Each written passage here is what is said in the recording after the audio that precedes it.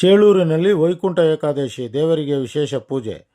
ಚೇಳೂರು ನೂತನ ತಾಲೂಕು ಚೇಳೂರಿನ ಕೇಂದ್ರ ಭಾಗದಲ್ಲಿರುವ ಶ್ರೀ ವಾಸವಿ ಕನ್ನಿಕಾ ಪರಮೇಶ್ವರಿ ದೇವಾಲಯದಲ್ಲಿ ಆರ್ಯ ವೈಶ್ಯ ಕುಲಬಾಂಧವರಿಂದ ಸಂಭ್ರಮ ಸಡಗರದಿಂದ ವೈಕುಂಠ ಏಕಾದಶಿ ಅಂಗವಾಗಿ ಶ್ರೀ ಲಕ್ಷ್ಮೀ ವೆಂಕಟರಮಣ ಸ್ವಾಮಿಗೆ ವಿಶೇಷ ಪೂಜೆ.